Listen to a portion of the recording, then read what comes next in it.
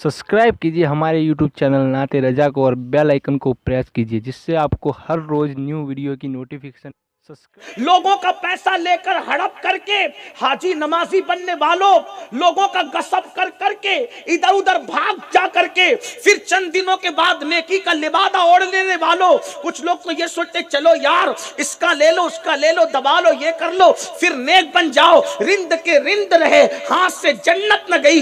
याद रखना इस्लाम खुर्द बुर्द का मजहब नहीं है। हुजूर फरमा रहे कि जिसको मैंने ज़कात वसूल करने के लिए भेजा और वो ज़िराफ में उसने खयानत की, वो ज़रा आग की बनाकर उसको पहना दी गई है। तो मेरे भाइयों हम तो क्या क्या कर रहे हैं, कोई मोबाइल चोरी कर रहा है, हत्ता के चोरी का काम मुसलमानों के दरमियान इतना आम हो चुका है कि अब मस्जिद में भी अगर नया कोई लोटा ला करके आदमी रखता है तो मस्जिद का मुअज्जिन उसको भी जंजीर से बांध करके रखता है, यानी कि कहीं यहाँ का लोटा चोरी ना हो जाए।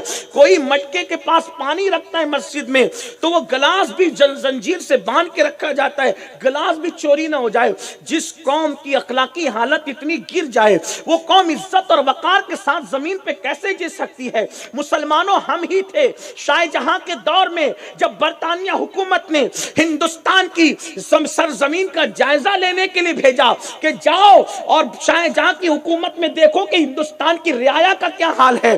तो वो जो रिपोर्ट लेकर के गए थे इंग्लिस्तान, ये कहा कि शाहजहां की हुकूमत में हमने देखा कि रोड पर हमने न किसी को भीख मांगते देखा और न रोड पर हमने किसी को चोरी करते देखा। ये अपनी हुकूमत में इस हिंदुस्तान का हाल था। कलमा पढ़ने वालों की हुकूमत में न रास्ते पे कोई चोरी कर सकता था, अल्लाह अकबर, न रास्ते पर अल्लाह अकबर कोई भीख मांग सकता था। लेकिन अल्लाह अकबर, आप अंदाजा करें ये मुस्तफा जाने रहमत के गुलामों ने माहौल बनाया था और आज हम खुद चोरी करें। अगर जलसों में भी जाते हैं, मज़ारात पर भी जाते हैं, मस्जिद में भी जाते हैं तो किसी को ऐलान करना पड़ता है जेब कतरों से होशियार रहे। मुसलमानों के जलसे में जेब कतरे क्यों, मुसलमानों की मस्जिदों के अंदर मोबाइल चोर क्यों? इसका मतलब यह है कि मुसलमान सिर्फ जबान का मुसलमान बने हो, कलमा जबान से पढ़े हो, दिल में कलमा कहाँ है, जहन में कलमा कहाँ है, कलमे के अफकार कहाँ है। इकबाल ने इसी को रोना रोते तो कहा था, खिरद ने कह दिया ला इला तो क्या हासिल, अकल ने कह दिया, खिरद ने कह दिया ला इला तो क्या हासिल, दिलो निगाह मुसलमान ही तो कुछ भी नहीं। इस दुनिया के अंदर जो चाहे कर लो लेकिन एक दिन कब्र है, कब्र, और कब्र का अजाब बड़ा दर्दनाक है, जानते हो। आइए आपको एक बात और बताऊं अजाब कब्र के हवाले से। हदीस पाक में आता है एक नेक आदमी, एक मुत्तकी आदमी मर गया जिसको लोग मुत्तकी समझते थे, परहेजगार समझते थे। इस फिर कहता हूं अगर अल्लाह इबादत की तौफीक दे तो डेढ़ होशियार नहीं बनना, इसलिए कि लोगों का नेक कहना कोई काम नहीं है जब तक के कुदरत नेक डिक्लेयर न करे, कुछ नहीं है। लोगों के कहने से कुछ नहीं होता। लोग जिसको नेक और मुत्तकी समझते थे वो मर गया। जब मर गया तो अज़ाब कब्र के फरिश्ते कब्र में आए, कहा हम तुझे 100 कोड़े मारेंगे। उसने कहा क्यों मारोगे मुझे, मैं तो नेक था ना, मैं मुत्तकी परहेजगार था, तुम मुझे 100 कोड़े क्यों मारोगे? तो कहा अच्छा ठीक है 100 नहीं तो 50 मारेंगे तुम्हें। तवज्जो कीजिए, अज़ाब कब्र 50 मारेंगे तुम्हें। उसने कहा 50 भी क्यों मारोगे, मैं तो नमाजी भी हूं, हाजी भी हूं, उमरा भी करता था, कुरान भी पढ़ता था, सब कुछ करता था, फिर तुम मुझे क्यों मारोगे? कहा अच्छा ठीक है 10 मारते हैं। फिर 10 भी क्यों मारोगे तुम मुझे, मैंने क्या गलती की, मैं नेक था परहेजगार था। कहा अच्छा ठीक है मुत्तकी जी परहेजगार जी एक ही मारेंगे तुम्हें। अब एक से कम तो हो नहीं सकता था। जब एक कोड़ा मारने की बात की तो उसने कहा ठीक है एक मार लो। हदीस पाक में आता है कि जब एक कोड़ा फरिश्ते उसको मारेंगे तो उसकी पूरी कब्र में जहन्नम की आग भड़क उठेगी, एक कोड़े से, एक कोड़े से, और उसका पूरा जिस्म जर्रे जर्रे में तब्दील हो जाए एक कोड़े से। अल्लाह के बंदो, अल्लाह रब्बुल इज्जत के अजाब पे गौर करो, अपनी आखिरत का ख्याल करो, अपने आप पे रहम करो। हम में कोई नहीं है मेरे भाई जो अल्लाह के अजाब को बर्दाश्त कर सके, हम में कोई नहीं है जो अल्लाह के अजाब को उठाने की ताकत रखे, कोई नहीं है। एक कोड़ा उसको मारा गया, उसकी कब्र में आग भड़क उठेगी, اور اس کا جسم ذرے ذرے میں تبدیل ہو جائے گا. پھر میرے آقا علیہ السلام فرماتے ہیں پھر اللہ جب تک چاہے گا آگ بھڑکتی رہے گی، اس کا جسم اس حالت میں رہے گا. پھر اللہ تعالیٰ اس کو دوبارہ زندگی دے گا اور اس کا جسم جمع کرے گا. تو فرشتے اس سے پوچھیں گے بتائے ہم نے تجھے یہ عذاب کیوں دیا، ایک کوڑا تجھے کیوں مارا؟ اس کی دو وجہ. نمبر ایک کہ تو نے ایک مرتبہ بے وضو نماز پڑھا تھا، بے وضو نماز پڑھنے کی وجہ سے تجھے ایک کوڑا مارا. نمبر دو، ایک مظلوم آیا تھا تیرے پاس فریاد لے کر میری مدد کر، تو نے اس مظلوم کی مدد نہیں کی، اس لیے ہم نے تیرے ساتھ یہ سلوک کیا.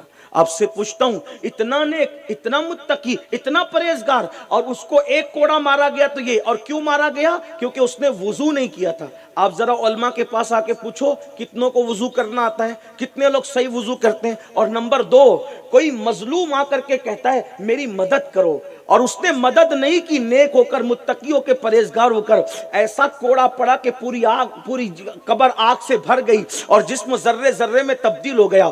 اگر کوئی مظلوم کی مدد نہ کرے تو نیک ہو کر اس کی قبر میں یہ اس پر عذاب آئے تو جو لوگوں پہ ظلم کرے گا اس کا کیا حال ہوگا؟ عذاب قبر اس پر کیسے مسلط کیا جائے گا؟ اور تو اور جو پڑوسیوں پہ ظلم کرے، اور تو اور جو گھر کی بیوی پہ ظلم کرے. آج پوچھتا ہوں ذرا سروے کر لو، کتنوں کی بیویاں ان سے خوش ہے، کتنوں کی بیویاں ان سے راضی ہے؟ عورتوں کو باندی بنا کے رکھا ہے، عورتوں کو کنیز بنا کے رکھا ہے. اللہ اکبر، سالن میں نمک زیادہ ہو جائے تو طلاق کی دھمکی دیتے ہیں. اللہ اکبر، میکے سے لیٹ آئے تو طلاق کی دھمکی دیتے ہیں. اگر جہیز کچھ کم لے کر کے آئی ہے تو رات دن اس کو ٹارچر کرتے ہیں. تیری ماں نے دیا کیا، تیری ماں نے دیا کیا، تیرے باپ نے دیا کیا؟ بولو یہ کرتے ہیں کہ نہیں کرتے؟ سوچو تو صحیح. یاد رکھنا، صرف ماں باپ کا دل دکھانے والا جہنمی نہیں ہے، بلکہ اللہ کے غیبدہ نبی صلی اللہ علیہ وآلہ وسلم نے فرمایا عورت کی عزت صرف شریف لوگ کرتے ہیں، کمینہ عورت کی عزت کرنا نہیں جانتا.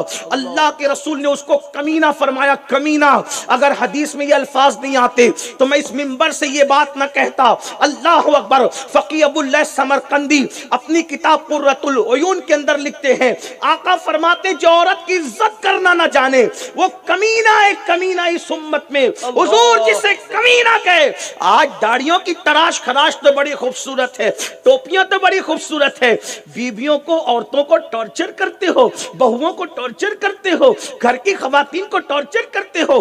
سن لو، اللہ کے غیبدہ نبی مصطفیٰ جان رحمت صلی اللہ علیہ وآلہ وسلم ارشاد فرماتے ہیں کہ جس نے اپنی بیوی کا دل دکھایا، اللہ، غلط بول بول کر، گالیاں دے کے، تانے دے کے اس کا دل دکھایا، جب وہ قیامت کے دن اگر پہاڑوں جیسی نیکیاں لے کر بھی آئے گا تو اللہ اس کی پہاڑوں جیسی نیکیوں کو بھی رد کر دے گا. اور حکم ہوگا یہ بیوی کا دل دکھاتا تھا غلط جملے بول کر کے، اس لیے اس کو منہ کے بل گھسیٹتے ہوئے جہنم میں لے کر جاؤ. آپ سے پوچھنا چاہتا ہوں میرے آقا صلی اللہ علیہ وآلہ وسلم کے پیارے دیوانوں، ہماری توجہ نہیں. اب آپ کہیں گے مولانا میں معلوم نہیں تھا. میرے عزیز، اسلام تو پہلے کہہ چکا طلب العلم فریضۃ علی کل مسلم. آپ کو علم حاصل کرنا تھا، شادی سے پہلے آپ نے علم حاصل کیوں نہیں کیا؟ ارے شادی سے پہلے 6 مہینے تک آپ نے شادی کی تیاری کی، تو شادی سے کم سے کم 6 دن پہلے نکال کر بیوی کے حقوق ہی پڑھ لیتے،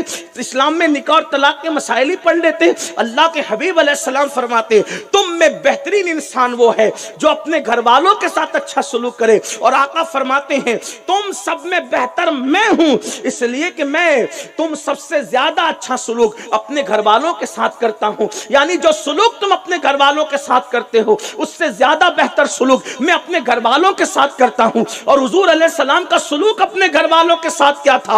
ام المومنین سیدہ عائشہ صدیقہ رضی اللہ تعالی عنہا فرماتی ہیں ہم بیمار پڑ جاتے تو اللہ کے رسول علیہ السلام ہمارے حصے کا کام خود کیا کرتے تھے، ہمارے کاموں میں ہاتھ بٹایا کرتے تھے، ہماری حوصلہ افزائی کیا کرتے تھے. حتیٰ کہ حضور علیہ السلام اپنی نالین کو اگر صدمہ پہنچ جاتا تو آقا علیہ السلام اپنی نالین خود ہی سیا کرتے تھے، اس کی مرمت خود ہی کیا کرتے تھے. میرے عزیز بھائیوں، بتاؤ ہمارا دین سے کتنا تعلق رہ گیا؟ ہم تو گوشت اور مچھی والے مسلمان رہ گئے بس، یا جمعہ کی 2 رکعت والے رہ گئے بس. باقی ہمیں دین پتہ ہی نہیں، شریعت پتہ نہیں، اسلام پتہ نہیں. بہت نقصان میں ہو، بہت خسارے میں ہو، اس لیے دنیا میں آئے ہو. دین سیکھو، اچھا عمل کرو، نیک عمل کرو. جب اعمال ہی کے بارے میں خبر نہ ہوگی تو کیا کرو گے؟